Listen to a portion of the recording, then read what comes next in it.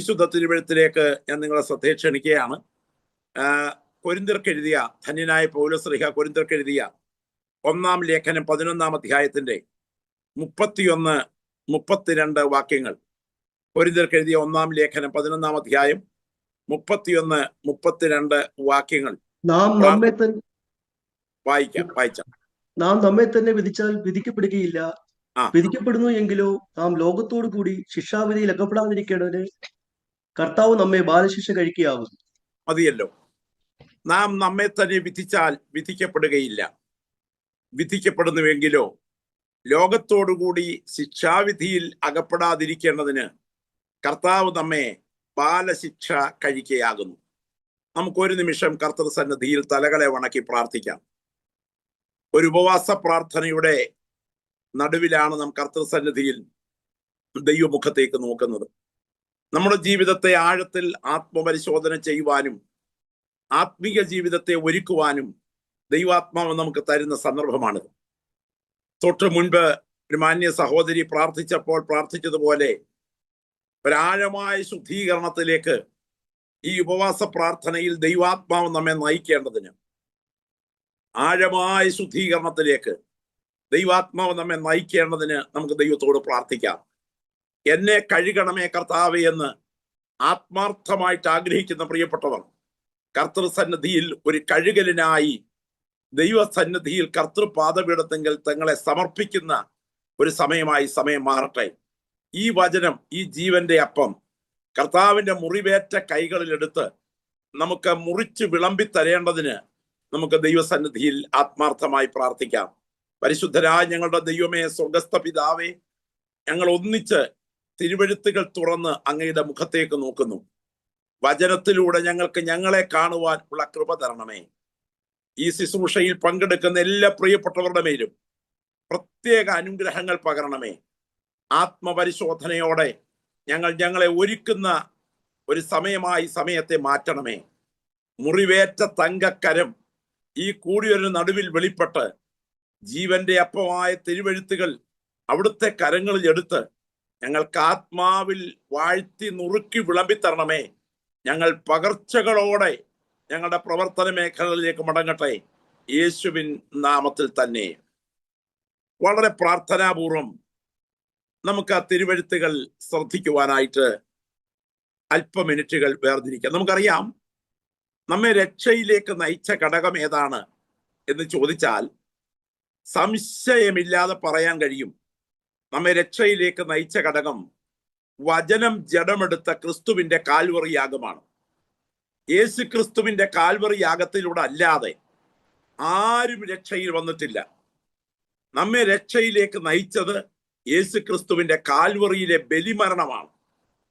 കഴിഞ്ഞ 10 വർഷം, കഴിഞ്ഞ 15 വർഷം, കഴിഞ്ഞ 20 വർഷം, അല്ല 25 വർഷം ഈ പോരും പോരാട്ടവും ഉണക്കുന്ന ഉഷ്ണക്കാറ്റും ശോധനകളും ഒക്കെയുള്ള ഈ മരുഭൂമിയിൽ നമ്മെ രക്ഷയിൽ നിലനിർത്തിയ ഘടകം ഏതാണ് എന്ന് ചോദിച്ചാൽ നമുക്ക് വ്യക്തമായി പറയാൻ കഴിയും, നമ്മുടെ കയ്യിലിരിക്കുന്ന ഈ ജീവന്റെ വചനമാണ്. ആ വേദപുസ്തകം കൈകളിലുള്ളവരൊക്കെ ആ പുസ്തകം ഒന്ന് കരങ്ങളിൽ ഉയർത്തിപ്പിടിച്ചാട്ടെ. നമ്മെ രക്ഷയിൽ നിലനിർത്തിയത് ഈ ജീവന്റെ വചനമാണ്. യേശു ക്രിസ്തു ആരാണ്? ആദിയിൽ വചനമുണ്ടായിരുന്നു. വചനം ദൈവത്തോടു കൂടെ ആയിരുന്നു. വചനം ദൈവമായിരുന്നു. വചനം ജഡമെടുത്തു.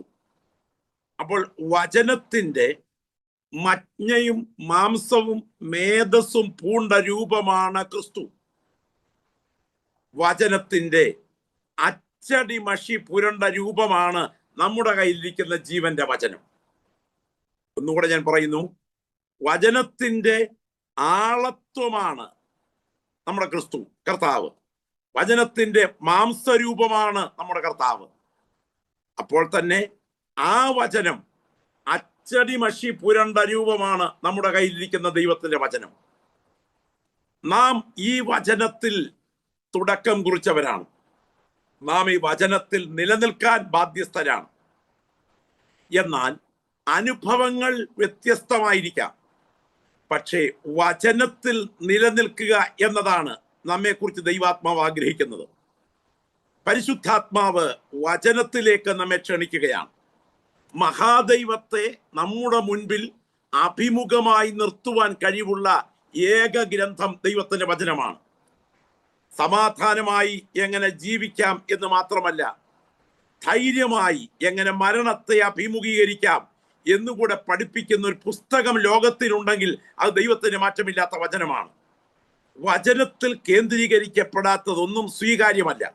പ്രിയപ്പെട്ടവരെ, നമുക്കറിയാം ധന്യനായ പൗലോസ്ലീഹയുടെ ജീവിതത്തിന്റെ സന്ധ്യാസമയം താൻ കുറിക്കുന്ന തിമോഥെയോസിന്റെ 2-ാം ലേഖനത്തിൽ പൗലോസ് ഇങ്ങനെയാണ് പറയുന്നത്: ജീവികൾക്കും മരിച്ചവർക്കും ന്യായവിസ്താരം നടത്താൻ ദൈവത്താൽ നിയമിക്കപ്പെട്ടിരിക്കുന്ന ക്രിസ്തുയേശുവിനെയും അവന്റെ പ്രത്യക്ഷതയും രാജ്യവും ചൊല്ലി സത്യം ചെയ്ത് കൽപ്പിക്കുന്നത് വചനം പ്രസംഗിക്കാം.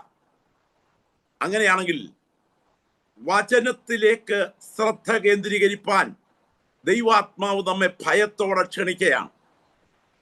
പൗലോസ് തന്റെ ശുശ്രൂഷയിൽ കാലിലെ ചെരുപ്പഴിച്ചു മാറ്റിയിട്ട് തീയുടെ മുൻപിൽ മോശ നിന്നതുപോലെ ഗൗരവത്തോടും ഭയത്തോടും കൂടെ സംസാരിച്ച ഒരു വചനമാണ് ഇന്ന് രാത്രിയിൽ നിങ്ങൾ വായിച്ചു കേട്ടത്. നാം നമ്മെ തന്നെ വിധിച്ചാൽ വിധിക്കപ്പെടുകയില്ല. വിധിക്കപ്പെടുന്നുവെങ്കിലോ നാം ലോകത്തോടുകൂടെ ശിക്ഷാവിധിയിൽ അകപ്പെടാതിരിക്കേണ്ടതിന് കർത്താവ് നമ്മെ ബാലശിക്ഷ കഴിക്കുകയാകുന്നു. എന്താണ് പൗലോസ് ഇവിടെ ഉദ്ദേശിക്കുന്നത്? വളരെ ഗൗരവമേറിയ, ഏറ്റവും പ്രാധാന്യമർഹിക്കുന്ന, വളരെ ഭയത്തോടെ കേൾക്കേണ്ട ഒരു ദൂത് വിശദീകരിച്ചതിന് ശേഷം അതിന്റെ ഉപസംഹാരത്തിൽ പറയുകയാണ്, അതിൽ നിന്ന്, ശിക്ഷാവിധിയിൽ നിന്ന് രക്ഷപ്പെടാൻ ഒരു വഴി നമ്മുടെ മുൻപിൽ പരിശുദ്ധാത്മാവ് തുറക്കുകയാണ്. എന്താണ് ആ വഴി? ആ വഴി ഇതിന് തൊട്ടു മുൻപിലുള്ള പശ്ചാത്തലം ഗ്രഹിക്കുമ്പോഴാണ് അതിന്റെ ഗൗരവം നമുക്ക് മനസ്സിലാക്കുവാനായിട്ട് കഴിയുന്നത്. 9-ാം അധ്യായത്തിന്റെ ഒടുവിലത്തെ വാക്യത്തിലേക്ക് വരുമ്പോൾ പൗലോസ് ഓർപ്പിക്കുന്ന ഭാഗം നിങ്ങൾ ഒന്ന് പ്രത്യേകം ശ്രദ്ധിക്കണം. 9-ാം അധ്യായത്തിന്റെ സമാപന വാക്യങ്ങൾ 27-ാമത്തെ വാക്യം, 9:27 ഒന്ന് വായിച്ചാട്ടെ. മറ്റുള്ളവരോട് പ്രസംഗിച്ച ശേഷം ഞാൻ തന്നെ കൊള്ളരുതാത്തവനായി പോകാതിരിക്കേണ്ടതിന് എന്റെ ശരീരത്തെ ദണ്ഡിപ്പിച്ച് ആക്കുകയത്രേ ചെയ്യുന്നത് എന്ന് പറഞ്ഞാൽ, ചാട്ടയും മുഖപ്പട്ടയും ഉപയോഗിച്ച് ഒരു കുതിരയെ ലക്ഷ്യത്തിലേക്ക് നയിക്കുന്നത് പോലെ സ്വയശിക്ഷണത്തിലൂടെ, സ്വന്തം ശരീരത്തിന്റെ നിയന്ത്രണത്തിലൂടെ ഞാൻ ഭയത്തോടെ ഈ ഓട്ടം മുൻപോട്ട് ഓടുകയാണ്. പൗലോസിനെ ഒരു അസാധാരണമായ ഭയം സ്വാധീനിച്ചിരിക്കുന്നു. ഈ ഭയം നെഗറ്റീവായിട്ടുള്ള ഒരു ഭയമല്ല. ഓപ്പറേഷൻ കത്തി കയ്യിലെടുക്കുന്ന ഡോക്ടറിനെ ഭരിക്കുന്ന ഒരു ഭയമുണ്ട്. കോക്പിറ്റിലേക്ക് കയറിയിരുന്ന് ഫ്ലൈറ്റ് ഓപ്പറേറ്റ് ചെയ്യാൻ തുടങ്ങുന്ന വൈമാനികനെ ഭരിക്കുന്ന ഒരു ഭയമുണ്ട്. ആ ഭയം നെഗറ്റീവായ ഭയമല്ല, ആ ഭയം അനിവാര്യമായ ഭയമാണ്. എന്താണ് ഈ അനിവാര്യമായ ഭയം? മറ്റുള്ളവരോട് പ്രസംഗിച്ചതിന് ശേഷം ഞാൻ തന്നെ കൊള്ളരുതാത്തവനായി തീർന്നു പോകുമോ എന്ന ഒരു ഭയം. ഡോക്കിമോസ് എന്ന മൂലഭാഷയുമായി ചേർത്ത് പഠിക്കുമ്പോൾ പുച്ഛത്തോടെ തള്ളിക്കളയപ്പെടേണ്ടി വരുമോ, അവസാന വിധി ദിനം ഞാൻ തള്ളപ്പെടുമോ എന്ന ഒരു ഭയം ഈ ദൈവദാസനെ ഭരിക്കുകയാണ്. ഓർക്കുക, ആ ഭയം നമ്മെയും ഭരിക്കണം. ഒരു അസാധാരണ ഭയം നമ്മെ ഭരിക്കണം. ഈ വിഷയത്തെ വിശകലനം ചെയ്തുകൊണ്ട് പൗലോസ് 10-ാം അധ്യായത്തിലേക്ക് കടക്കുമ്പോൾ ശ്രദ്ധിക്കുക, അതിന്റെ 1-ാമത്തെ വാക്യത്തിൽ, സഹോദരന്മാരെ, നമ്മുടെ പിതാക്കന്മാരെല്ലാവരും മേഘത്തിന് കീഴിലായിരുന്നു. എല്ലാവരും സമുദ്രത്തിലൂടെ കടന്ന് മേഘത്തിലും സമുദ്രത്തിലും സ്നാനമേറ്റ് മോശയോട് ചേർന്നു. അവരെല്ലാവരും ഒരേ ആത്മീക പാനീയം കുടിച്ചു. അവരെ അനുഗമിച്ച ആത്മീക പാറയിൽ നല്ലോ അവർ കുടിച്ചത്. ആ പാറ ക്രിസ്തുവായിരുന്നു. എങ്കിലും അവരിൽ മിക്ക പേരിലും ദൈവം പ്രസാദിച്ചില്ല. അവരെ മരുഭൂമിയിൽ തള്ളിയിട്ട് കളഞ്ഞു എന്ന് നിങ്ങൾ അറിയാതിരിക്കരുത്. ഓർക്കുക, ഒരു വലിയ പാഠം നമ്മുടെ മുൻപിലേക്ക് അവതരിപ്പിക്കുകയാണ്. അവരിൽ മിക്ക പേരിലും ദൈവം പ്രസാദിച്ചില്ല. ഇസ്രായേൽ ജനത്തിന്റെ മരുപ്രയാണത്തിന്റെ ചിത്രമാണ്. ഈ മിക്ക പേര് എത്ര പേരുണ്ടായിരുന്നു എന്ന് നിങ്ങൾക്കറിയാമോ? മിക്ക പേര് എത്ര പേരുണ്ടായിരുന്നു? മരുപ്രയാണം നമ്മൾ വിശകലനം ചെയ്യുമ്പോൾ യഥാർത്ഥത്തിൽ അതിനെക്കുറിച്ച് വളരെയധികം ഭാവനാത്മകമായി അവതരിപ്പിക്കാറുണ്ട്. അവരുടെ കാല് ചെരുപ്പ് പഴകിയില്ല, അവരുടെ വസ്ത്രം ജീർണിച്ചില്ല, അവരുടെ മന്ന അവരുടെ കൈകളിലേക്ക് വീണുകൊണ്ടിരുന്നു, അല്ലെങ്കിൽ അവരുടെ മുൻപിൽ വീണുകൊണ്ടിരുന്നു. കാട പറന്ന് അവരുടെ അടുക്കലെത്തി. ശരി തന്നെയാണ്. പക്ഷേ അവരുടെ മിക്ക പേരിലും ദൈവം പ്രസാദിച്ചില്ല.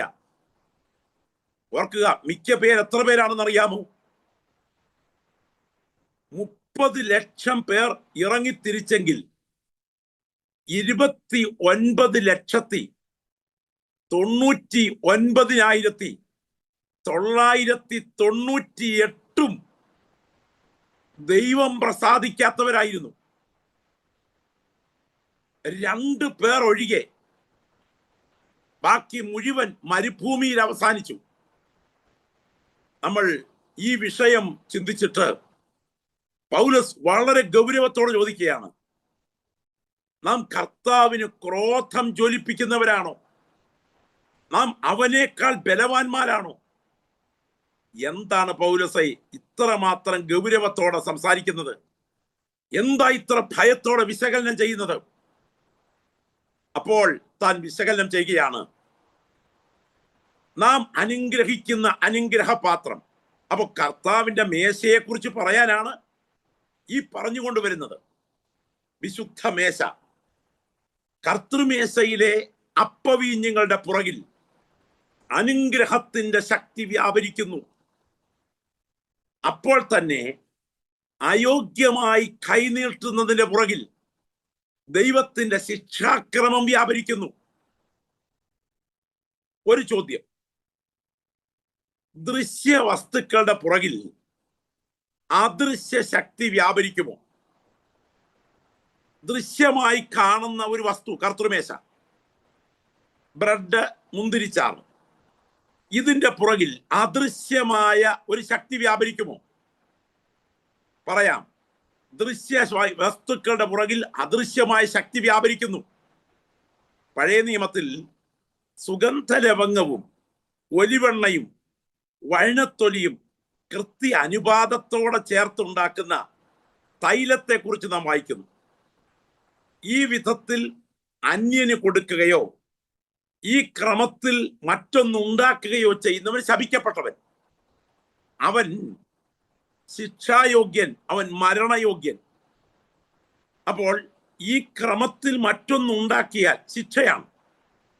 എന്നാൽ ശമൂവേൽ പ്രവാചകൻ തൈലക്കൊമ്പെടുത്ത് സഹോദരന്മാരുടെ നടുവിൽ വെച്ച് ദാവീദിനെ അഭിഷേകം ചെയ്യുമ്പോൾ അവന്റെ കയ്യിലെ തൈലക്കൊമ്പിൽ നിന്നുള്ള ആ തൈലത്തിന്റെ തുള്ളികൾ ദാവീദിന്റെ തലയിലേക്ക് തുള്ളി തുള്ളിയായി പതിക്കുമ്പോൾ അവന്റെ ശരീരത്തിലേക്ക് പ്രവേശിക്കാൻ കാത്തുനിന്ന ദൈവത്തിന്റെ പരിശുദ്ധാത്മാവ് അവന്റെ ഉള്ളിലേക്ക് ഇറങ്ങി വ്യാപരിക്കുകയാണ്. അയോഗ്യമായി കൈകാര്യം ചെയ്താൽ ശിക്ഷയ്ക്ക് ഹേതു, യോഗ്യമായി കൈകാര്യം ചെയ്താൽ അനുഗ്രഹ കാരണം. അപ്പോൾ ദൃശ്യമായി കാണുന്ന ഈ വസ്തുവിന്റെ പുറകിൽ അദൃശ്യമായ ഒരു ശക്തി വ്യാപരിക്കുന്നു. ഇതുപോലെ നമ്മൾ ഉപയോഗിക്കുന്ന വിശുദ്ധ മേശ, അതിനകത്തെ ബ്രെഡും അതിനകത്തെ മുന്തിരിച്ചാറും ബേക്കറിയിൽ നിന്ന് വാങ്ങുന്നതാണ്. പക്ഷേ ഒരു കർത്തൃദാസൻ അത് കൈകളിലെടുത്ത് ദൈവമുഖത്തേക്ക് നോക്കി പ്രാർത്ഥിക്കുമ്പോൾ ആ പ്രാർത്ഥനയുടെ പുറകിൽ, അതിൻ്റെ പുറകിൽ ഒരു ശക്തി വ്യാപരിക്കുന്നു. അത് വിശുദ്ധിയോടെ കരം നീട്ടി ഏറ്റെടുക്കുന്ന ദൈവമക്കൾക്ക് അത് അനുഗ്രഹമായി മാറുന്നു. എന്നാൽ വിശുദ്ധി കൂടാതെ ഈ മേശയിൽ കൈനീട്ടുന്ന വ്യക്തികൾക്ക് അത് ബലഹീനതയായി, അത് രോഗമായി, അത് മരണമായി മാറുന്നു. അങ്ങനെയെങ്കിൽ ഈ ദൃശ്യമായി കാണുന്ന ബ്രെഡിന്റെയും മുന്തിരിച്ചാറിന്റെയും പുറകിൽ രണ്ടുവിധ ശക്തികൾ പ്രബലമായി നിൽക്കുന്നു. ഒന്ന് അനുഗ്രഹത്തിന്റെ ശക്തി, മറ്റൊന്ന് ശിക്ഷാവിധിയുടെ ശക്തി. ഒന്ന് അനുഗ്രഹത്തിന്റെ ശക്തി, മറ്റൊന്ന് ശിക്ഷാവിധിയുടെ ശക്തി. ഞാൻ പറയട്ടെ, എന്തുകൊണ്ടാണ് ഈ കർത്തൃമേശയിലെ അപ്പവീഞ്ഞുകൾ ഈ വിധത്തിൽ പ്രത്യാഘാതം ഉണ്ടാക്കുന്നത്? ഞാനതിനൊരു കൊച്ചുദാഹരണം പറയാം. ആ വസ്തു അതിൽ തന്നെ ശക്തി പ്രവഹിപ്പിക്കുന്നതായതുകൊണ്ടല്ല, അത് പ്രതിനിധീകരിക്കുന്ന വിഷയത്തിന്റെ ശക്തിയാണ്. കർത്താവിന്റെ മേശയിൽ കൈനീട്ടി അതിന്റെ അനുഗ്രഹം ഏറ്റുവാങ്ങിയിട്ടുള്ള പ്രിയപ്പെട്ടവരെ ഓർത്ത് ഞാൻ ദൈവത്തെ മഹത്വപ്പെടുത്തുകയാണ്. എന്നാൽ അത് യോഗ്യമല്ലാതെ കൈനീട്ടിയാൽ ഒരു വ്യക്തിയിൽ അത് ബലഹീനതയായി തുടങ്ങും, അത് രോഗമായി തുടരും, അത് ശ്മശാനത്തിലെത്തിക്കും, കല്ലറയിലെത്തിക്കും. അപ്പോൾ ദൈവം നിർണയിച്ച ഒരു വ്യക്തിയുടെ ആയുസ് പൂർണ്ണമാകാതെ ആ ആളിനെ മരണസ്ഥലത്ത് എത്തിക്കത്തക്ക വിധത്തിൽ അതിന്റെ പുറകിൽ വ്യാപരിക്കുന്ന ആ ശക്തി നെഗറ്റീവായി ഇമ്പാക്റ്റ് ഉണ്ടാക്കുമ്പോൾ വിശുദ്ധിയോടെ കരങ്ങൾ നീട്ടി കണ്ണുനീരോടെ ഏറ്റെടുക്കുന്ന ദൈവമക്കൾക്ക് അത് രോഗശാന്തിയായി, അത് വിടുതലായി, അത് ദൈവപ്രവൃത്തിയായി വ്യാപരിക്കും. ഇത് എന്തുകൊണ്ട് സംഭവിക്കുന്നു? ഇത് സംഭവിക്കുന്നത് ആ വസ്തുവിന്റെ ശക്തിയല്ല, അത് പ്രതിനിധീകരിക്കുന്നതിന്റെ ശക്തിയാണ്. ഉദാഹരണം, നിങ്ങൾ നമ്മുടെ നാട്ടിൽ വന്ന് അല്പം പച്ചത്തുണിയും അല്പം വെള്ളത്തുണിയും അല്പം കാവിത്തുണിയും കൂടെ വാങ്ങിച്ച് ഭാരത പതാകയുടെ ആരക്കാലുകൾ നടുവിൽ വരച്ചു ചേർത്ത് ഒരു പതാക കൃത്യമായ അനുപാതത്തിൽ ഉണ്ടാക്കി നിങ്ങളുടെ കയ്യിലെ പണം കൊണ്ട് നിങ്ങൾ ഉണ്ടാക്കിയ ഈ പതാക നിങ്ങളുടെ തൊട്ടടുത്തുള്ള പോലീസ് സ്റ്റേഷന്റെ മുൻപിൽ ചെന്ന് പോലീസുകാർ നോക്കി നിൽക്കെ ഇതൊന്ന് കീറി കാണിക്കാമോ, ഇതൊന്ന് ചവിട്ടി കീറി കാണിക്കാമോ? എന്ത് സംഭവിക്കും? സംഭവിക്കുന്നത് എത്രയേ ഉള്ളൂ, മിനിറ്റിനുള്ളിൽ ജയിലിലാകും. ജാമ്യമെടുക്കാതെ പുറത്തു വരാൻ പറ്റില്ല. ജാമ്യം കിട്ടാത്ത ശിക്ഷയായി മാറും. നിങ്ങൾ പറയുകയാണെന്നിരിക്കട്ടെ, എന്റെ പോക്കറ്റിലെ പണം കൊണ്ട് വാങ്ങിച്ച തുണി, എന്റെ കയ്യിലെ പണം ചിലവഴിച്ച് ഞാൻ തയ്യാറാക്കിയ പതാക ചോദിക്കാൻ താൻ ആരാടാ എന്ന് ചോദിച്ചാൽ, ഇത് നിന്റെ കുടുംബകാര്യം പ്രസിദ്ധീകരിക്കുന്ന പതാകയല്ല, ഇത് രാജ്യത്തിന്റെ അഭിമാനത്തിന്റെ പ്രതീകമാണ്. ഈ രാജ്യത്തിന്റെ അഭിമാനത്തിന്റെ പ്രതീകത്തോട് നീ കാട്ടുന്ന പ്രതികരണം നിന്റെ ശിക്ഷയ്ക്ക് ഹേതുവായി മാറുന്നതാണ് കാര്യം. അങ്ങനെയാണെങ്കിൽ ഒരു കർത്തൃദാസൻ അപ്പവും വീഞ്ഞുമെടുത്ത് സ്തോത്രം ചെയ്ത് പ്രാർത്ഥിക്കുമ്പോൾ ആ ദൃശ്യമായ വസ്തുവിന്റെ പുറകിൽ പ്രതീകം യേശുക്രിസ്തുവിന്റെ കാൽവറി ബലിമരണമാണ്. അവന്റെ ബലിമരണത്തോട് അനാദരവ് കാട്ടിയാൽ ആ വ്യക്തിയുടെ ശിക്ഷ ഭീകരമായിരിക്കും. അങ്ങനെയാണെങ്കിൽ ഇന്ന് ഈ ദൂത് കേട്ടുകൊണ്ടിരിക്കുമ്പോൾ പരിശുദ്ധാത്മാവ് നമ്മെ ക്ഷണിക്കുകയാണ് ജീവിതത്തെ സ്വയശോധനയ്ക്ക് വിധേയമാക്കാൻ. അനുതാപത്തിലേക്ക് ദൈവാത്മാവ് നമ്മെ ക്ഷണിക്കുകയാണ്. ഓർക്കുക, ദൃശ്യമായി കാണുന്ന ഈ വസ്തുവിന്റെ പുറകിൽ അദൃശ്യമായ ശക്തി വ്യാപരിക്കുന്നുവെങ്കിൽ അത് ബലഹീനതയിലൂടെ, രോഗത്തിലൂടെ മരണത്തിലേക്ക് കടക്കുന്നെങ്കിൽ ഒരു വസ്തുത സത്യമാണ്. ഇത് വിശുദ്ധ മേശയിൽ പങ്കെടുക്കുമ്പോഴുള്ള അയോഗ്യമായ സഹകരണം, അല്ലെങ്കിൽ ജീവിതത്തിന്റെ പ്രതിദിന ക്രമീകരണങ്ങളിൽ വിശുദ്ധി കൂടാതുള്ള മുൻപോട്ടുള്ള യാത്ര, അത് ദൈവകോപഹേതുവായ വർത്തമാനകാല ശിക്ഷയ്ക്ക് ഹേതുവാകും. ഞാൻ ഈ പറയുന്നത് പ്രിയപ്പെട്ട പ്രത്യേകം ശ്രദ്ധിക്കുക. ദൈവത്തിന്റെ ന്യായവിധി നമ്മിൽ വിളിച്ചു വരുത്തത്തക്ക വിധം വിശുദ്ധ വസ്തുക്കളോട് കാട്ടുന്ന അനാദരവ് കാരണമായി തീരും.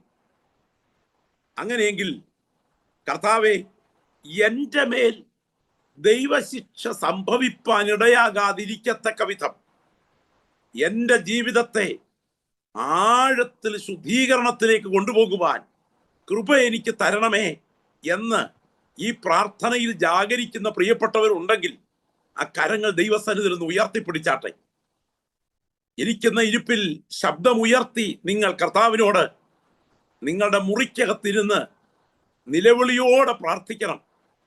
ഇടനെഞ്ചു പൊട്ടുന്ന വേദനയിൽ പ്രാർത്ഥിക്കണം. കർത്താവേ, എൻ്റെ ജീവിതത്തിലെ ചെയ്തികൾ അങ്ങയുടെ സന്നിധിയിൽ നിന്ന് ഒരു ശിക്ഷാക്രമം ഏറ്റുവാങ്ങത്തക്ക വിധത്തിൽ ബലഹീനതയ്ക്ക് ഹേതുവാകാതിരിക്കത്തക്ക വിധം എൻ്റെ ജീവിതത്തെ ഗൗരവമായി സൂക്ഷിപ്പാൻ ഉള്ള ദൈവകൃപ എനിക്ക് തരണമേ. ഈ ദൂത് ഇന്ന് രാത്രി ഈ പുൾപിറ്റിൽ സംസാരിച്ചു കൊണ്ടിരിക്കുമ്പോൾ ഇതിനകത്തിരിക്കുന്നവരിൽ ആരോടൊക്കെയോ പരിശുദ്ധാത്മാവ് ഇടപെടുകയാണ്.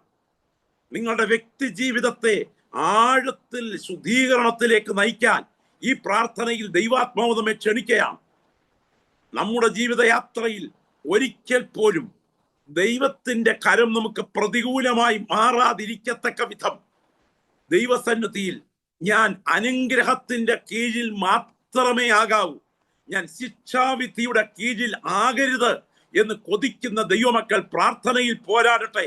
ഇരിക്കുന്ന ഇരിപ്പിൽ ഈ വാചകം തന്നെ നിങ്ങൾ വായി തുറന്ന് പ്രാർത്ഥിക്കണം. ഞാൻ അനുഗ്രഹത്തിന്റെ കീഴിലേ ആകാവൂ, ഞാൻ ശിക്ഷാവിധിയുടെ കീഴിലാകരുത്.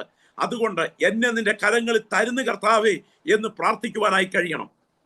അപ്പോൾ ഈ ബലഹീനമായ ദൈവകോപഹേതുവായ ശിക്ഷാക്രമം അഥവാ ന്യായവിധി, അതിനെ ഇങ്ങനെ പറയാം: വർത്തമാനകാല ദൈവശിക്ഷ വിശ്വാസ സമൂഹത്തിന്മേൽ സംഭവിക്കുന്നത്. ഞാൻ ഒന്നുകൂടെ അത് ആവർത്തിക്കട്ടെ. വർത്തമാനകാല ദൈവശിക്ഷ വിശ്വാസ സമൂഹത്തിന്റെ മേൽ സംഭവിക്കുന്നത്, അത് ഒഴിവാക്കാൻ എന്താണ് വഴി? അത് ഒഴിവാക്കാൻ എന്താണ് വഴി?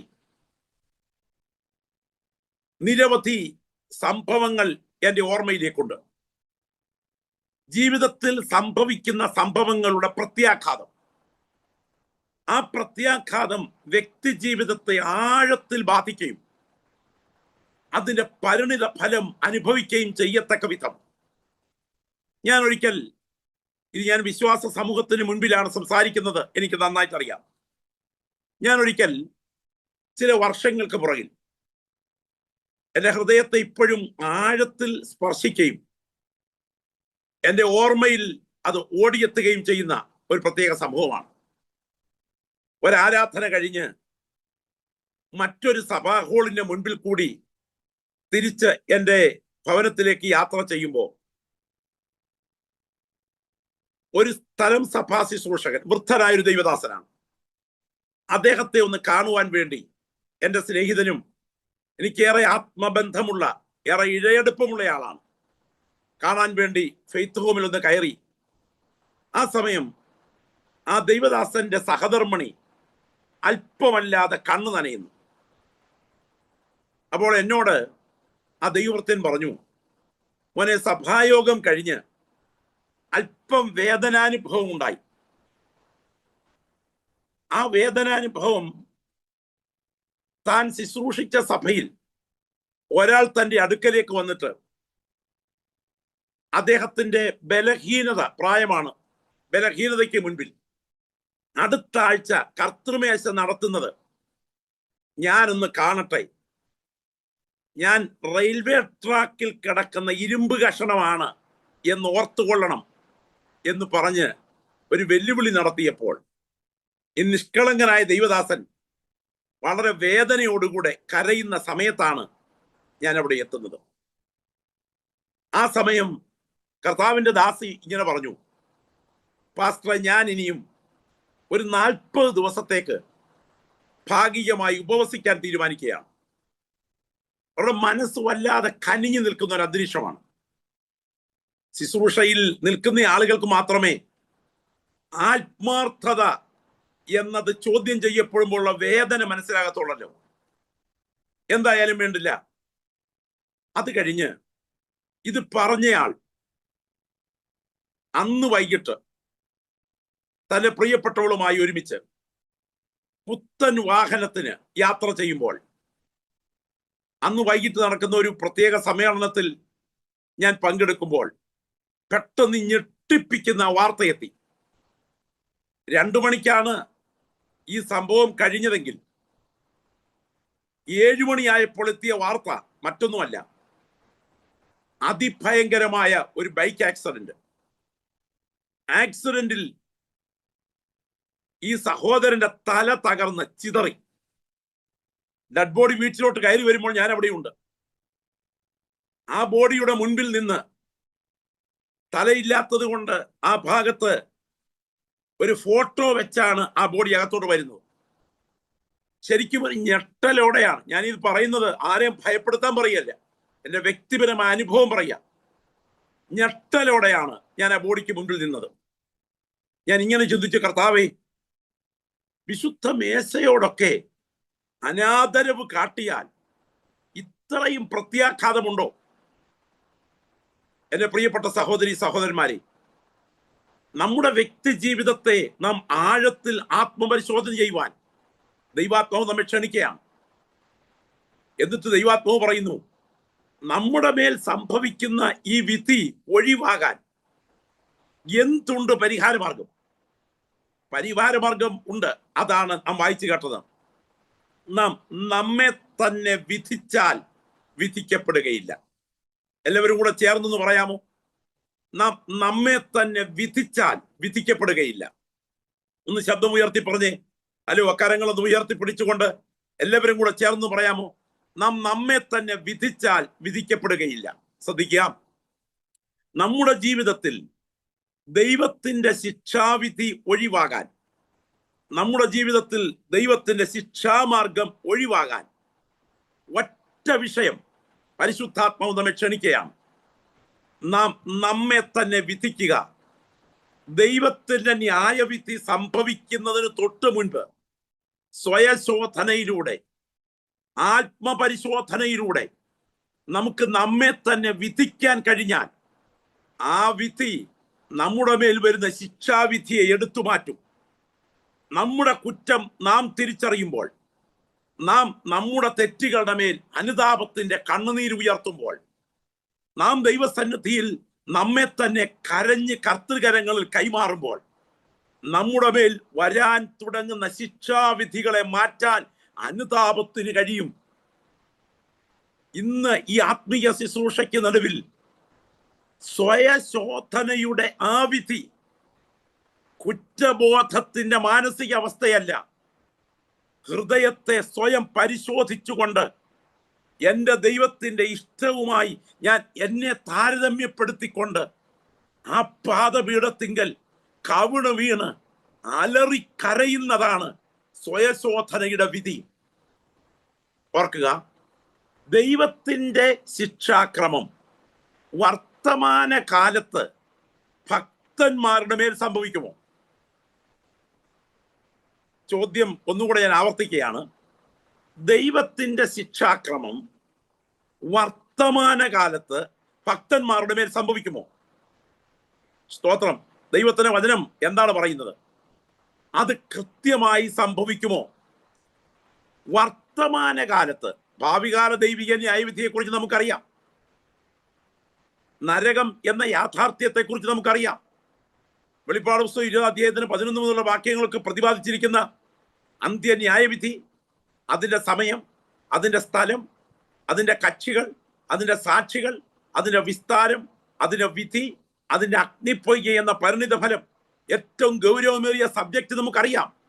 എന്നാൽ എന്റെ ചോദ്യം, വർത്തമാനകാലത്ത് നമ്മുടെ ശരീരത്തിൽ നാം ജീവിക്കുന്ന കാലത്ത് ദൈവത്തിന്റെ ശിക്ഷാവിധികൾ നമ്മുടെ മേൽ സംഭവിക്കുമോ? ഭക്തന്മാരുടെ മേൽ സംഭവിക്കുമോ? വിശുദ്ധ ബൈബിൾ ഉറപ്പിച്ചു പറയുന്നു, അത് സംഭവിക്കും. വളരെ ഗൗരവത്തോടെ നാം കാണണം, അത് സംഭവിക്കും. വെളിപ്പാട് പുസ്തകത്തിൽ യേശു ക്രിസ്തു സഭകളോട് സംസാരിക്കുമ്പോൾ പറയുന്ന വാക്കുകൾ ശ്രദ്ധിക്കണം. കർത്താവ് പറയുകയാണ്, ആദ്യ സ്നേഹം വിട്ടുകളഞ്ഞു എന്നൊരു കുറ്റം നിന്നെ കുറിച്ച് പറവാനുണ്ട്. ഏതിൽ നിന്ന് വീണിരിക്കുന്നു എന്ന് ഓർത്ത് മാനസാന്തരപ്പെട്ട ആദ്യത്തെ പ്രവൃത്തി ചെയ്യുക. അല്ല ഞാൻ വരികയും നിന്റെ നിലവിളക്ക് നിന്റെ നിലയിൽ നിന്ന് നീക്കിക്കളയുകയും ചെയ്യും. ആത്മാവ് സഭകളോട് പറയുന്നത് എന്തെന്ന് ചെവിയുള്ളവൻ കേൾക്കട്ടെ. നിക്കോലാവരുടെ നടപ്പ് പിന്തുടരുന്നവർ ചിലർ നിന്നിലുണ്ട്. വേഗത്തിൽ വന്ന് ഞാൻ എൻ്റെ വായിലെ വാൾ കൊണ്ട് അവരോട് പോരാടും. എന്താ ഇത്? ദുർനടപ്പാചരിക്കേണ്ടതിനും വിഗ്രഹാർപ്പിതം തിന്നേണ്ടതിനും എന്റെ ദാസന്മാരെ തെറ്റിച്ചു കളയേണ്ടതിന് ഇസബേൽ എന്നൊരു സ്ത്രീയെ അനുവദിക്കുന്നു എന്നൊരു കുറ്റം നിന്നെ കുറിച്ച് പറവാനുണ്ട്. ഞാൻ അവളെ അവളുടെ കിടപ്പിൽ ദുർമാർഗം ചെയ്യുന്നവരെ വലിയ കഷ്ടത്തിലാക്കും. ഞാൻ അവളുടെ മക്കളെ കൊന്നുകളയും. ഞാൻ ഉൾപ്പൂവുകളെയും ഹൃദയങ്ങളെയും ആരായുന്നവൻ എന്ന് സകല സഭകളും അറിയും. നീ ശീതവാനുമല്ല ഉഷ്ണവാനുമല്ല. ശീതവാനോ ഉഷ്ണവാനോ ആയിരുന്നെങ്കിൽ കൊള്ളായിരുന്നു. അല്ലായികയാൽ നിന്നെ എൻ്റെ വായിൽ നുമിണുകളയും. ഞാൻ ഇന്ന് ചോദിക്കട്ടെ, ഇത് ഭാവി കാലത്ത് നടക്കുന്ന അന്ത്യവിധിയാണോ, ഭൂതകാലത്ത് നടക്കുന്ന ചരിത്രവിധിയാണോ, വർത്തമാനകാലത്ത് നടക്കുന്ന അക്ഷരീയ വിധിയാണോ? ഉറപ്പിച്ചു പറയാം, ഇത് വർത്തമാനകാലത്ത് നടക്കുന്ന അക്ഷരീയ വിധിയാണ്. അങ്ങനെയാണെങ്കിൽ ചില വിഷയങ്ങൾക്കകത്ത് നമുക്ക് വിധി ദൈവത്തിന്റെ കാര്യപരിപാടിയിലായതുകൊണ്ട് നമ്മുടെ തലച്ചോറിന് തിരിച്ചറിയാൻ പറ്റില്ല. ഇത് മനസ്സിലാക്കുമ്പോഴാണ് അനുതാപത്തിന്റെ ശക്തി വ്യാപരിക്കേണ്ടത്. ഞാൻ ഒരിക്കൽ ദൈവിക ന്യായവിധി എന്ന വിഷയത്തെ സംബന്ധിച്ച് ഒരു സ്ഥലത്ത് ഒരാഴ്ച നിൽക്കുന്ന ക്ലാസ് എടുത്തുകൊണ്ടിരിക്കുക. അപ്പോൾ ക്രിസ്തുവിന്റെ ന്യായാസനം എന്ന വിഷയത്തെ സംബന്ധിച്ച് വ്യാഴാഴ്ച രാത്രിയിൽ സംസാരിക്കുമ്പോൾ എൻ്റെ പുറകിലിരിക്കുന്ന ഒരു സഹോദരൻ, ഒരു ദൈവദാസൻ, എൻ്റെ ഷർട്ടിൽ പിടിച്ചു വലിച്ചു. ഞാൻ പുറകോട്ട് നോക്കിയപ്പോൾ അദ്ദേഹം പറഞ്ഞു, 2 വാക്ക് പറയാൻ ഒരു അവസരം തരണം. അദ്ദേഹം 2 വാക്ക് പറയാൻ എഴുന്നേറ്റിട്ട് പറഞ്ഞു, ഈ ഇരിക്കുന്ന ഒരാളിനെതിരെ ഞാൻ എൻ്റെ അവിവേകത്തിൽ ചില കാര്യങ്ങൾ പറഞ്ഞു. ഞാൻ ഇപ്പോഴാണ് അതിന്റെ ഗൗരവം മനസ്സിലാകുന്നത്. ഈ സദസ്സിനെ സാക്ഷിയാക്കി ഞാൻ അദ്ദേഹത്തോട് ക്ഷമാപണം ചെയ്യുകയാണ്. ഞാൻ തെറ്റിപ്പോയി സഹോദര. അപ്പോൾ മറ്റേ സഹോദരൻ എഴുന്നേറ്റ് വന്ന് ഇതുപോലെ തന്നെ ക്ഷമ ചോദിച്ചിട്ട് കെട്ടിപ്പിടിച്ച് ചുമ്മനം ചെയ്ത് പൊട്ടിക്കരഞ്ഞ് ഒരു കർത്തൃമേശയോടുകൂടെ ആ ശുശ്രൂഷ അവസാനിപ്പിച്ച രംഗം എൻ്റെ ഓർമ്മയിൽ ഓടിയെത്തുമ്പോൾ, നമ്മൾ പലപ്പോഴും ഉണർവിന്റെ സന്ദേശം കേട്ട് നമ്മുടെ തലച്ചോറിൽ വലിയ പ്രതീക്ഷകൾ ഉയർത്തുമ്പോൾ തന്നെ പരിശുദ്ധാത്മാവ് ഇന്ന് രാത്രി എൻ്റെ ഹൃദയത്തോട് ഇടപെടുന്ന ഒരു ദൂത് ഞാൻ പറയാം.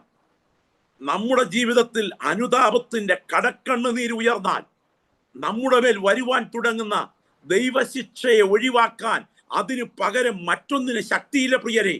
വർത്തമാനകാലത്ത് ദൈവത്തിന്റെ കാര്യപരിപാടി യാഥാർത്ഥ്യമാണ്. ഇനിയും ദൈവത്തിന്റെ കാലഗണന, ഞാൻ ഈ പറയുന്ന ഭാഷ പെട്ടെന്ന് നിങ്ങൾക്ക് മനസ്സിലാക്കാൻ ബുദ്ധിമുട്ടുണ്ടാകാം, എങ്കിലും അല്പം കട്ടിയായ ഭാഷയാണെങ്കിലും ശ്രദ്ധിക്കാം. ദൈവത്തിന്റെ കാലഗണന നമ്മുടെ കാലഗണനയുമായി കാല അനുപാതത്തിലല്ലാത്തത് കൊണ്ട് ഞാനത് വിശദീകരിക്കാം. ദൈവത്തിന്റെ കാലഗണന നമ്മുടെ കാലഗണനയുമായി കാല അനുപാതത്തിലല്ലാത്തത് കൊണ്ട് കാര്യം ഗ്രഹിക്കാൻ നമ്മുടെ തലയ്ക്ക് പെട്ടെന്ന് കഴിയുന്നില്ലെങ്കിലും ന്യായവിധി നടന്നുകൊണ്ടേയിരിക്കുകയാണ്. സ്തോത്രം. ദൈവത്തിന്റെ കാലഗണന, ദൈവം ആരാ? ദൈവം നിത്യനാണ്. ദൈവത്തിന് തുടക്കമില്ല, ദൈവത്തിന് ഒടുക്കമില്ല. എന്നാൽ നമ്മുടെ കാലഗണനയോ 70 അല്ലെങ്കിൽ 80, 4000 ആഴ്ചയുടെ കഥയേ ഉള്ളൂ നമ്മുടെ ആയുസിന്. ചുരുക്കി എന്ന് പറഞ്ഞാൽ 4000 ആഴ്ച കൊണ്ട് 29,200 ദിവസം കൊണ്ട് 80 കൊല്ലം കൊണ്ട് ഇതിന്റെ ഗ്യാരണ്ടി തീരും. പിന്നെ ഇരിക്കുന്നവർക്കും കഷ്ടം, നോക്കുന്നവർക്ക് അതിനേക്കാട്ടി കഷ്ടം. അപ്പൊ ഓർക്കുക, അങ്ങനെയാണെങ്കിൽ ദൈവത്തിന്റെ കാലഗണന നിത്യത്വത്തിന്റെ കാലഗണനയാണ്. നമ്മുടെ കാലഗണന 70 അല്ലെ 80 കാലഗണനയാണ്. ദൈവത്തിന്റെ കാലഗണന നമ്മുടെ കാലഗണനയുമായി അനുപാതത്തിലല്ലാത്തത് കൊണ്ട് പെട്ടെന്ന് കാര്യം ഗ്രഹിക്കാൻ നമ്മുടെ തലയ്ക്ക് കഴിയുന്നില്ല. പക്ഷെ ദൈവത്തിന്റെ ന്യായവിധി നടന്നുകൊണ്ടേയിരിക്കുകയാണ്. അപ്പോൾ മനസ്സിലാക്കേണ്ടത്, വിശുദ്ധന്മാർ ചെയ്യുന്ന തെറ്റ് യഥാവിധി ഏറ്റുപറയുമ്പോൾ ദൈവം ക്ഷമിക്കും. അനുതാപത്തിന്റെ കണ്ണുനീരിന് മുൻപിൽ ദൈവത്തിന്റെ ന്യായവിധി ഒഴിയും.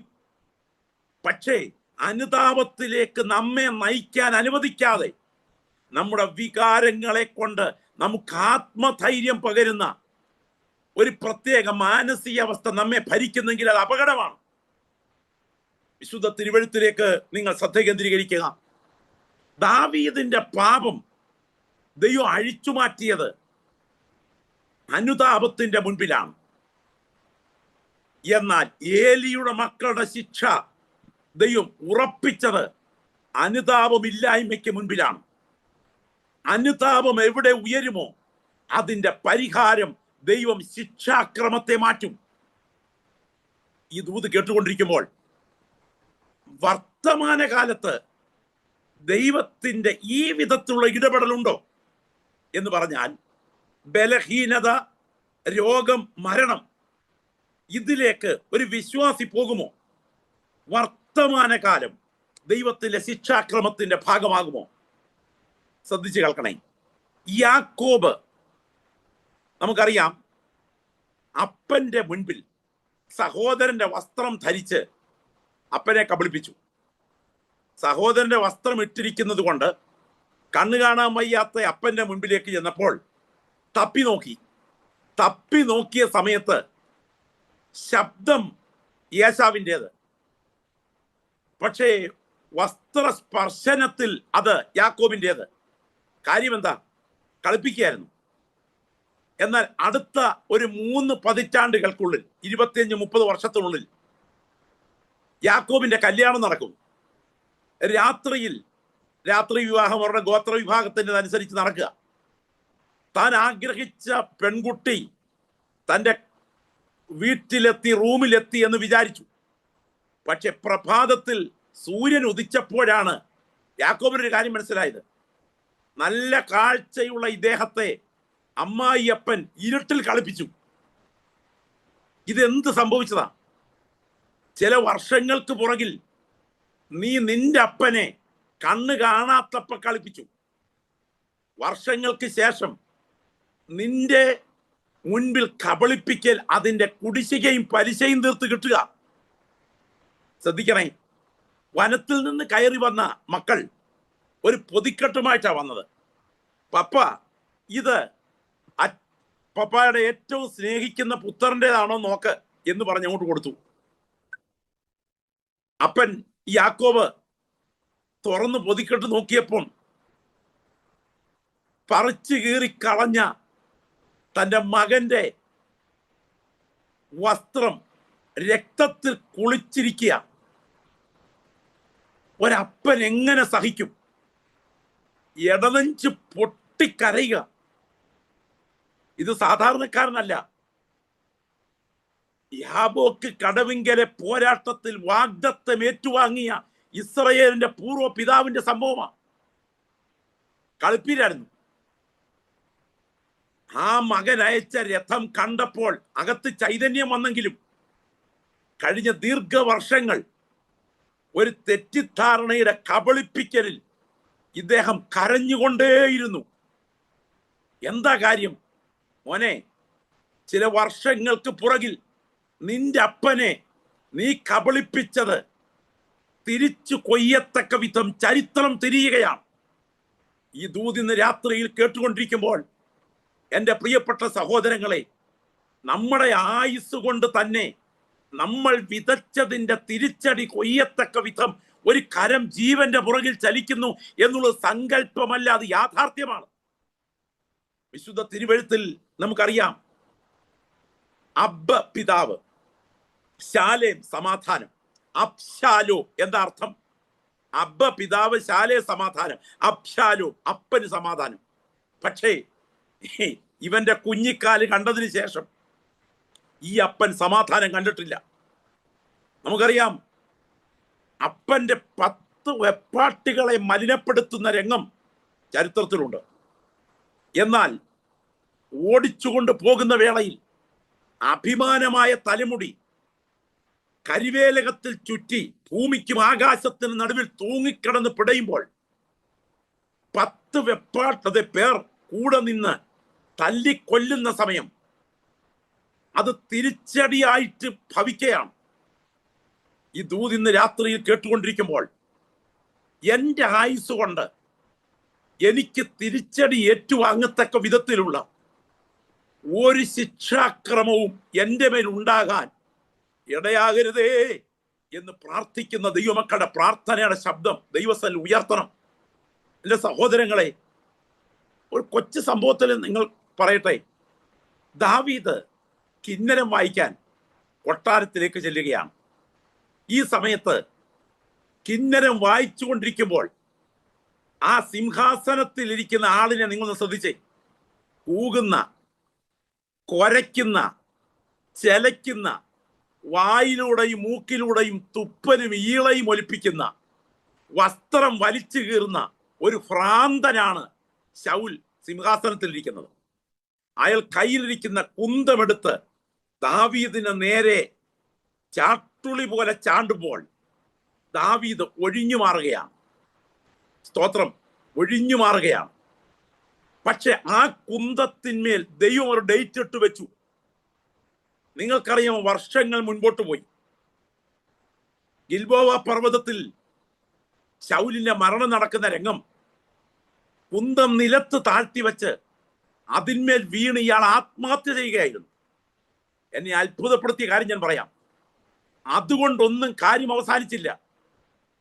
ആ ബോഡി, ശിരസില്ലാത്ത ബോഡി, ആ ബോഡി അന്വേഷിച്ച് ബത്ശേമ്യർ രാത്രി മുഴുവൻ നടന്നു വന്ന് ഈ ബോഡി അവിടെ നിന്ന് എടുത്ത് തലച്ചുമടെ കൊണ്ടുപോയി അവരുടെ ക്ഷേത്രത്തിന്റെ ചുവരിൽ തൂക്കി എന്നാണ് എഴുതിയിരിക്കുന്നത്. ഒരു ചരിത്രരേഖ പറയുന്നത്, ആത്മഹത്യ സമയത്ത് ഉദരം തുളച്ച് അകത്ത് കയറി കടന്നുപോയ ആ കുന്തം അതുപോലെ ഉയർത്തി അറപ്പടിയുള്ള ക്ഷേത്രത്തിന്റെ ഭിത്തിയിൽ ആ ബോഡി തൂക്കി നിർത്തുകയായിരുന്നു. നിങ്ങൾ ഓർക്കുക, വർഷങ്ങൾക്ക് പുറകിൽ ഒരു അഭിഷിക്തൻ ചെയ്ത ദൗത്യ നിർവഹണത്തിൽ അദ്ദേഹത്തെ കുത്താൻ ഓങ്ങിയ കുന്തത്തെ വർഷങ്ങൾക്ക് ശേഷം ഇദ്ദേഹത്തിലേക്ക് തന്നെ തിരിച്ചു പായത്തക്ക വിധം ചരിത്രത്തിൽ ഇടപെട്ട ദൈവത്തിന്റെ കരം ഇന്നും ലോക സംഭവങ്ങളിൽ ഉയർന്നിൽക്കുന്നു. എൻ്റെ ദൈവമേ, എൻ്റെ പ്രവൃത്തി എൻ്റെ ജീവിതത്തിന് തിരിച്ചടി ആകരുതേ എന്ന് പ്രാർത്ഥിച്ചുകൊണ്ട് സ്വയം അനുതപിക്കാൻ അവസരമുണ്ടായാൽ ശിക്ഷയെ അഴിച്ചു മാറ്റാൻ ദൈവത്തിന് കഴിയും എന്നാണ് പരിശുദ്ധാത്മ പറയുന്നത്. നമുക്കറിയാം, സീസര കഥാപാത്രം ആരാണ് നിങ്ങൾക്ക് ഓർമ്മയുണ്ട്. ഇസ്രായേൽ ജനത്തെ നശിപ്പിക്കാൻ 900 ഇരുമ്പ് രഥങ്ങളാണ് സജ്ജമാക്കിയത്. 900 ഇരുമ്പ് രഥങ്ങൾ. പക്ഷെ പരാജയപ്പെട്ട് തൻ്റെ രഥത്തിൽ നിന്ന് ഇറങ്ങി ഓടി ഒരു വീട്ടിൽ ചെന്ന് വെള്ളം ചോദിക്കുമ്പോൾ പാല് കൊടുത്തിട്ട് ഒരു സ്ത്രീ കിടക്കാൻ പരവതാനി ഒരുക്കുമ്പോൾ മരണം വന്ന വഴി എങ്ങനെയായിരുന്നു? ചെന്നിയിലേക്ക് ഇരുമ്പ് പാര അടിച്ചിറക്കി കൊല്ലുകയായിരുന്നു. തൊട്ടു മുൻപ് ഇസ്രായേലിനെതിരെ ഇരുമ്പ് രഥമാണ് പ്ലാൻ ചെയ്തത്. പക്ഷെ ഇവിടെ ഇരുമ്പ് പാര ചെന്നി തകർത്തിറങ്ങുകയായിരുന്നു. വളരെ ഭയപ്പെടണം. അബീമേലേക്ക് യെരുബാലിന്റെ 70 മക്കളെ ഒരു കല്ലിൽ വെച്ച് കൊന്നു. ചരിത്രരേഖയാണ്. കല്ലിൽ വെച്ച് 69 പേർ കൊല്ലപ്പെട്ടു. യോദ്ധാൻ രക്ഷപ്പെട്ടു. കല്ലിലാണ് മരണം. എന്നാൽ വർഷങ്ങൾ കഴിഞ്ഞു. താൻ യുദ്ധം ചെയ്ത് ഒരു മതിൽക്കെട്ടിനോട് ചേർന്ന് നിൽക്കുകയാണ്. ഈ സമയത്ത് ഒരു സ്ത്രീ ഒരു തിരികല്ലിൻ പിള്ള എടുത്ത് ഇദ്ദേഹത്തിന്റെ തലയിലേക്ക് ഇട്ടു. അത് തലയിൽ വീണ് തല തകർന്ന് ചോരയിൽ കുളിച്ചു വീഴുമ്പോൾ താൻ തന്റെ ആയുധവാഹകനോട് പറഞ്ഞു, ഒരു സ്ത്രീ എന്നെ കൊന്നു എന്ന് പറയാതിരിക്കേണ്ടതിന് നീ നിന്റെ വാൾ ഊരി എന്നെ കൊല്ലുക. വർഷങ്ങൾക്ക് പുറകിൽ കല്ലിൽ വെച്ച് കല്ലുകൊണ്ട് കുഞ്ഞുങ്ങളെ കൊന്നത് സത്യമാണ്. വർഷങ്ങൾക്ക് ശേഷം ആ കല്ലും ആ വാളും ഇദ്ദേഹത്തിന്റെ തലയിലേക്ക് തിരിച്ചുയർന്നത് യാഥാർത്ഥ്യമാണ്. ചരിത്രത്തിൽ തിരിച്ചടി യാഥാർത്ഥ്യമായി സംഭവിക്കുകയാണ്. എന്റെ പ്രിയപ്പെട്ടവരെ, ശിംശോന്റെ പാപം ഏത് അവയവത്തിലാണ് ആധിപത്യം പുലർത്തിയത് നിങ്ങൾക്കറിയാമോ? ശിംശോന്റെ പാപം കണ്ണിലാണ് ആധിപത്യം പുലർത്തിയത്. കണ്ണിൽ തുടങ്ങിയ പാപം. പക്ഷെ ശിംശോന്റെ അന്ത്യം എങ്ങനെയായിരുന്നു? 2 കണ്ണും കുത്തി പൊട്ടിക്കപ്പെട്ടവനായി, അന്ധനായി, ഒരു ബാലൻ നടത്തി ആ വിധത്തിൽ അവസാനിക്കുകയായിരുന്നു. നമുക്കറിയാം, ഹാമാൻ ഇസ്രയേൽ ജനത്തിനെതിരെ ഉണ്ടാക്കിയത് ഏതാണ്ട് മൊർദെഖായിയെ തൂക്കാൻ 50 മുഴം ഉയരമുള്ള കഴുകുമരമാണ് സജ്ജമാക്കിയത്. 50 മുഴം. പക്ഷേ ആ കഴുകുമരം സജ്ജമാക്കിയ ഹാമാന്റെ കഴുത്തിലേക്ക് തന്നെ ആ കഴുകുമരം ചരിത്രത്തിൽ തിരിച്ചു തിരിയുകയാണ്. ഞാൻ ഈ ദൂത് സംസാരിച്ചു കൊണ്ടിരിക്കുമ്പോൾ ഞാൻ ചോദിക്കട്ടെ, ഭക്തന്മാരുടെ ജീവിതത്തിൽ സംഭവിക്കുമോ? ഭക്തന്മാരുടെ ജീവിതത്തിൽ സംഭവിക്കുമോ? വേദപുസ്തകത്തിന്റെ ചരിത്രരേഖകൾ നിങ്ങൾ പരിശോധിക്കണം. ദാവീദ് പ്രാർത്ഥിച്ചപ്പോൾ പ്രാർത്ഥിക്കുന്ന ഒരു വാചകമുണ്ട്. ഞാൻ കാലത്തും ഉച്ചയ്ക്കും വൈകിട്ടും, ബാക്കി നിങ്ങൾക്ക് പറയാമോ, എന്റെ സങ്കടം ബോധിപ്പിച്ച് കരയും. നിന്റെ നീതിയുള്ള ന്യായവിധികൾ ഹേതുവായി ഞാൻ നിനക്ക് സ്തോത്രം ചെയ്യുവാൻ അർദ്ധരാത്രിയിൽ എഴുന്നേൽക്കും. രാവിലെ പ്രാർത്ഥിക്കും, ഉച്ചയ്ക്ക് പ്രാർത്ഥിക്കും, വൈകിട്ട് പ്രാർത്ഥിക്കും, അർദ്ധരാത്രിയിൽ പ്രാർത്ഥിക്കും. പക്ഷേ ചരിത്രം മുൻപോട്ട് നീങ്ങി. മാളത്തിൽ കിടന്ന കാലത്താണ് ഈ പ്രാർത്ഥന. മാളികയിൽ എത്തിക്കഴിഞ്ഞപ്പോൾ പ്രാർത്ഥനയുടെ ട്യൂൺ മാറി. ഇന്ന് രാത്രി ഈ വചനം കേട്ടുകൊണ്ടിരിക്കുമ്പോൾ സമൃദ്ധിയുടെ മാളികയിലും കഷ്ടതയുടെ മാളത്തിലും ഒരുപോലെ ദൈവകൃപ സൂക്ഷിക്കാൻ അവസരം കിട്ടിയാൽ അതാണ് ഭാഗ്യമെന്ന് ഓർക്കണം. എന്നാൽ ഒരു പ്രത്യേക സന്ദർഭത്തിൽ തൻ്റെ കണ്ണ് അനാവശ്യമായ ഒരു സ്ഥലത്തേക്ക് പോകാൻ കാരണം സന്ധ്യാസമയത്ത് താൻ കട്ടിൽ നിന്ന് എഴുന്നേറ്റു എന്നൊരു വചനം രാജാക്കന്മാരുടെ പുസ്തകത്തിന് 11-ാം അധ്യായം പറയുന്നു. സന്ധ്യയ്ക്ക് കട്ടിൽ നിന്ന് എഴുന്നേൽക്കാൻ കാരണം ഉച്ച കഴിഞ്ഞ് ഗാഠനിദ്രയിലായിരുന്നു. രാവിലെ ഉച്ചയ്ക്കും വൈകിട്ടും പ്രാർത്ഥിക്കുന്ന ഇദ്ദേഹം ഇപ്പോൾ ഉറക്കത്തിലേക്ക് നീങ്ങി. അതോടുകൂടെ കണ്ണരുതാത്ത ഇടത്തേക്ക് പോയി. ആള് കൊട്ടാരത്തിലേക്ക് വന്നു. ബേത്ശേബയുമായിട്ടുള്ള പുളിച്ച കാൽവയ്പിലേക്ക് ദാവീദ് നീങ്ങി. ഓർക്കുക, തൊട്ടുപുറകിൽ കുലപാതക പരമ്പര ആരംഭിച്ചു. പക്ഷേ 1 വർഷം കഴിഞ്ഞപ്പോൾ നാഥാൻ വീട്ടിലേക്കെത്തി. എന്തുകൊണ്ടാണ് ദാവീദിന്റെ അടുക്കൽ ഒരു കുഞ്ഞ് ജനിക്കുന്ന ടൈം വരെ നാഥാൻ വരാതെ വന്നത്? വളരെ ശ്രദ്ധിക്കണം. ദാവീദ് ഭക്തനല്ലേ? ദാവീദ് പ്രവാചകനല്ലേ? ദാവീദ് ശരിക്കും പറഞ്ഞാൽ ദൈവത്തിന്റെ ഹൃദയപ്രകാരം ഉള്ളയാളല്ലേ? പക്ഷെ എന്തുകൊണ്ട് ഒരു കുഞ്ഞ് പാപം മുതൽ ഒരു കുഞ്ഞ് 9, ഒരു 10 മാസം, ഇത്രയും സമയം എന്തുകൊണ്ട് ദാവീദിന്റെ അടുക്കൽ നാഥാൻ എത്തിയില്ല? ഒരു കാര്യം ഓർക്കുക, ശിക്ഷ ദൈവം ആരംഭിക്കുന്നതിന് മുൻപ് അനുതാപത്തിന് ദൈവം അവസരം അനുവദിക്കും. മറക്കരുത്, അനുതാപത്തിന് ദൈവം അനുവദിക്കുന്ന അവസരം ദീർഘകാലമല്ല. അനുതാപത്തിന് ദൈവം അവസരം അനുവദിക്കുന്നത് കൗണ്ടർ ചെയ്യുന്ന സമയമാണ്. സ്തോത്രം. പക്ഷേ മറക്കാതെ യാഥാർത്ഥ്യം അടിവരയിട്ട് കേൾക്കണം. ദൈവം അനുതാപത്തിന് ഒരുക്കുന്ന അവസരം അത് ദീർഘക്ഷമയാണ്, അത് നിത്യക്ഷമയല്ല. ഒരിക്കൽ കൂടെ ഓർക്കുക, അനുതാപത്തിന് ദൈവം തരുന്ന സമയം ദൈവത്തിന്റെ ദീർഘക്ഷമയാണ്. ന്യായവിധി ആരംഭിക്കുന്നതിന് തൊട്ടു മുൻപുള്ള സമയം ദീർഘക്ഷമയാണ്, പക്ഷെ അത് നിത്യക്ഷമയല്ല. കറക്റ്റ് 9 മാസം അവിടേക്ക് ഒരു കുഞ്ഞ് ജനിച്ചു കഴിഞ്ഞു. അവിടേക്ക് നാഥാൻ വരികയാണ്. ഒരു കൊച്ചുദാഹരണത്തോടെ സംഭവം ആരംഭിക്കുന്നു. നിങ്ങൾക്ക് ആടിന്റെ ഉപമ പറഞ്ഞിട്ട് ആ മനുഷ്യൻ നീ തന്നെ എന്ന് നാഥാൻ പറഞ്ഞ വാക്കുകൾ നിങ്ങൾക്കറിയാം. പക്ഷേ ഇവിടെയാണ് വളരെ ഗൗരവത്തോടെ കേൾക്കേണ്ടത്. ഒരു ഭക്തൻ ചെയ്യുന്ന തെറ്റ് യഥാവിധി ഏറ്റുപറയുമ്പോൾ ദൈവം ക്ഷമിക്കുമെങ്കിലും തങ്ങളുടെ ജഡത്തിൽ അനുഭവിക്കാൻ ശിക്ഷയുടെ വടികൾ ദൈവം അറിഞ്ഞുകൊണ്ട് അനുവദിക്കും. നാഥാൻ പറഞ്ഞു, നീ ഇത് ചെയ്തു, ഞാൻ മിണ്ടാതെ ഇരുന്നു. അടുത്ത പ്രയോഗം, ഇത് നീ രഹസ്യത്തിൽ ചെയ്തത് ഞാൻ സൂര്യന്റെ വെളിച്ചത്ത് നടത്തും. വാൾ നിന്റെ ഗ്രഹത്തെ വിട്ടുമാറുകയില്ല. നിന്റെ ഗ്രഹത്തിൽ നിന്ന് തന്നെ ഞാൻ നിനക്ക് അനർത്ഥം വരുത്തും.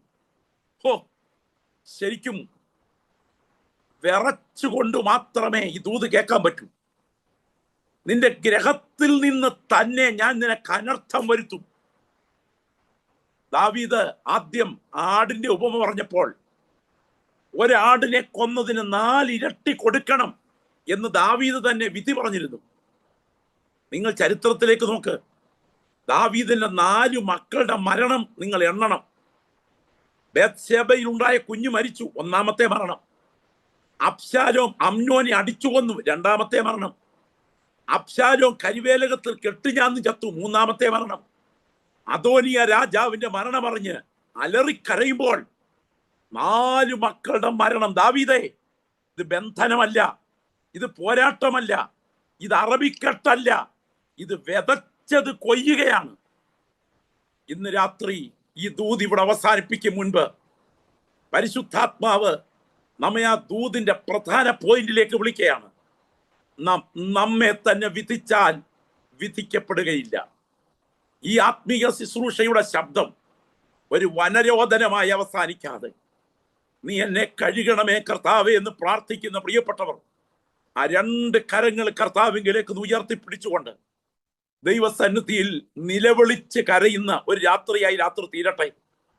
കുടുംബ ജീവിതത്തിലെ അവിശ്വസ്തതകൾ, സ്വകാര്യ ജീവിതത്തിലെ തകർച്ചകൾ, ഭാര്യാഭർത്തൃ ജീവിതത്തിലെ ദൈവത്തിന്റെ സന്നിധിയിലുള്ള നിഷ്കളങ്കതയില്ലായ്മകൾ, നമ്മുടെ ജീവിതത്തെ ദൈവത്തിൽ ഒരുക്കുന്നതിനുള്ള തടസ്സങ്ങൾ, നമ്മുടെ സാമ്പത്തിക ഇടപാടുകൾ, ഇതെല്ലാം കാണുന്ന കണ്ണുകൾക്ക് മുൻപിലാണ് നമ്മൾ നിൽക്കുന്നത്. ഇന്ന് രാത്രി ഇരിക്കുന്ന ഇരിപ്പിൽ ദൈവമേ എന്നെ കഴുകണമേ കർത്താവേ, എന്നെ കഴുകണമേ. എൻ്റെ പാസ്റ്റർ, എൻ്റെ മാതാപിതാക്കൾ ഞാൻ മുഖാന്തരം കരയേണ്ടി വന്നിട്ടുണ്ടോ? എൻ്റെ ജീവിതത്തെ ഒരുക്കാൻ നീ എനിക്ക് കൃപ തരണേ കർത്താവേ എന്ന് പ്രാർത്ഥിക്കുന്ന ദൈവമക്കൾ 2 കൈകളും ഉയർത്തിപ്പിടിച്ചുകൊണ്ട് ദൈവസ്ഥന് നിലവിളിച്ച് പ്രാർത്ഥിക്കാൻ ദൈവാത്മാവ് ക്ഷണിക്കുകയാണ്. ഞാൻ ഈ ശുശ്രൂഷയിൽ വചനം പങ്കുവെച്ചുകൊണ്ടിരിക്കുമ്പോൾ ദൈവാത്മാവ് ആരോടൊക്കെയോ വ്യക്തിപരമായി ഇടപെട്ടുകൊണ്ടിരിക്കുന്ന രാത്രിയാണ്. ചില വിഷയങ്ങൾക്ക് നടുവിൽ ദൈവം ചില വ്യക്തികളുടെ മേൽ വരുന്ന ന്യായവിധി അഴിച്ചു മാറ്റാൻ അനുതാപത്തിന്റെ കണ്ണുനീരിനെ ദൈവം ക്ഷണിക്കുകയാണ്. സ്തോത്രം. ഓടിച്ചു കൊണ്ടുപോകുന്ന വാഹനത്തിന്റെ മുൻപിൽ പോലീസുകാർ സ്റ്റോപ്പ് സിഗ്നൽ കാട്ടിയാൽ വണ്ടി ബ്രേക്ക് ചെയ്യണം എന്നാണ് അതിന്റെ അർത്ഥം. ഇന്ന് രാത്രി പരിശുദ്ധാത്മാവ് ഉപവാസ പ്രാർത്ഥനയിൽ സ്റ്റോപ്പ് സിഗ്നലുകൾ ചില വ്യക്തികളെ കാണിക്കുകയാണ്. സ്റ്റോപ്പ് സിഗ്നലുകൾ ചില വ്യക്തികളെ കാണിക്കുകയാണ്. അനുതപിച്ച് കരയാൻ 1 മിനിറ്റ് എടുക്കേണ്ടതിന് നിങ്ങളുടെ ഇരിക്കുന്ന മുറികൾക്കകത്ത് ഇടനെഞ്ച് പൊട്ടിക്കരയാൻ ഒരല്പസമയം എടുക്കേണ്ടതിന് ദൈവാത്മാവ് നിങ്ങളെ ക്ഷണിക്കുകയാണ്. എന്നെ കഴുകണമേ കർത്താവേ, എന്നെ കഴുകണമേ എന്ന് പ്രാർത്ഥിക്കുന്ന പ്രിയപ്പെട്ടവരുടെ ശബ്ദം ദൈവസിംഹാസനത്തിലേക്ക് ഉയരട്ടെ. ആ 2 കൈകളും കർത്താവിലേക്ക് ഉയർത്തിപ്പിടിച്ച് ശബ്ദം ഉയർത്തി പ്രാർത്ഥിച്ചു തുടങ്ങിക്കേ. നിങ്ങൾ അന്യഭാഷ പറഞ്ഞ് പ്രാർത്ഥിക്കുവാനല്ല, അനുതാപത്തിന്റെ കണ്ണുനീര് ഉയർത്തി പ്രാർത്ഥിക്കുവാനാണ് ദൈവാത്മാവ് ഇന്ന് രാത്രി നമ്മെ ക്ഷണിക്കുന്നത്. എന്റെ പ്രിയപ്പെട്ടവരെ, ഈ ഭൂമിയിലെ എത്രയോ സൗഭാഗ്യങ്ങൾ നമ്മൾ അനുഭവിക്കുന്നു. എന്നാൽ ഒരു ബയോപ്സി റിപ്പോർട്ട് മതി. ശ്രദ്ധിക്കണേ, ഒരു ബയോപ്സി റിപ്പോർട്ട് മതി നമ്മുടെ അനുഗ്രഹം വേദനയായി മാറാൻ. 35ാമത്തെ അമേരിക്കൻ പ്രസിഡന്റ് കെന്നഡി വെടിയേറ്റ് വീഴുന്നതിന്റെ രാവിലെ സമയം ജാക്കുലിൻ കെന്നഡിയെ സമീപിച്ച് പത്രപ്രവർത്തകർ ചോദിച്ചു, മഹദിക്ക് ജീവിതത്തെക്കുറിച്ച് എന്താണ് അഭിപ്രായം പറയാനുള്ളത്? അവൾ പറഞ്ഞു, ആ വൈറ്റ് ഹൗസ് രാജ്ഞി പറഞ്ഞു, എന്നെ പോലൊരു ഭാഗ്യശാലി ലോകത്തിലില്ല. എന്നാൽ ഡാളസിൽ പ്രചരണാർത്ഥം തുറന്ന വാഹനത്തിൽ യാത്ര ചെയ്യുമ്പോൾ സ്കൂൾ കെട്ടിടങ്ങൾക്കിടയിലൂടെ ചൂണ്ടി നിർത്തിയ ഒരു തോക്കിൻ കുഴലിൽ നിന്ന് പാഞ്ഞെത്തിയ വെടിയുണ്ട ചങ്ക് തകർത്ത് ജാക്ലിൻ കെന്നഡിയുടെ മടിയിലേക്ക് ജോൺ എഫ് കെന്നഡി ചോരയിൽ കുളിച്ചു വീണ അന്ന് വൈകിട്ട് അതേ പത്രക്കാർ ചോദിച്ചു, എന്തുണ്ട് ജീവിതത്തെക്കുറിച്ച് പറയാൻ? പറഞ്ഞ മറുപടി, എന്നെ പോലെ ഒരു ദൗർഭാഗ്യ ലോകത്തിലില്ല. എന്റെ പ്രിയരെ, ഇവിടെ എന്തെല്ലാം നേട്ടങ്ങൾ നേടിയാലും മണിക്കൂറുകൾക്കുള്ളിൽ ഭാഗ്യം ദൗർഭാഗ്യമാകും. എന്നാൽ അനുതാപത്തിന് മുൻപിൽ ന്യായവിധി മാറും. അനുതാപത്തിന് മുൻപിൽ ന്യായവിധി മാറും. ഏത് ന്യായവിധിയെയും മാറ്റാൻ അനുതാപത്തിന് കഴിയും. എല്ലാവരും ഒന്ന് പ്രാർത്ഥിച്ചു തുടങ്ങിക്കാട്ടെ. ശബ്ദമുയരട്ടെ. പരിശുദ്ധാത്മാവ് എന്തോ ഉദ്ദേശിക്കുന്നു ഈ രാത്രി യോഗത്തിൽ. സ്തോത്രം. അനുതാപത്തിന് മുൻപിൽ അത്ഭുതങ്ങൾ സംഭവിക്കും. ജനത്തെ എണ്ണാൻ ദൈവം അനുവദിച്ചില്ല.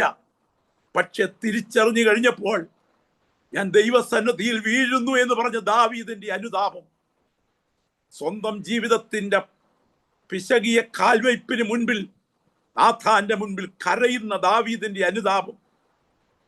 ഓ, യോനയുടെ അനുതാപമില്ലായ്മയിൽ താൻ അനുഭവിച്ച ശിക്ഷ, ധൂപകലശം കയ്യിൽ പിടിച്ചുകൊണ്ട് ധൂപം കാട്ടാൻ നീക്കുന്ന ഉസിയാവിനെ പുരോഹിതന്മാർ തടഞ്ഞെങ്കിലും കോപത്തോടെ പ്രതികരിച്ച ഉസിയാവിൽ അനുതാപമില്ലാഞ്ഞത് കൊണ്ട് ഏറ്റുവാങ്ങേണ്ടി വന്ന ശിക്ഷ. എന്നാൽ പുറത്തിറങ്ങി അതിദുഃഖത്തോടെ രക്ഷകന്റെ നോട്ടത്തിന് മുൻപിൽ കരഞ്ഞ പത്രോസിന്റെ അനുതാപത്തിന്റെ വിടുതൽ.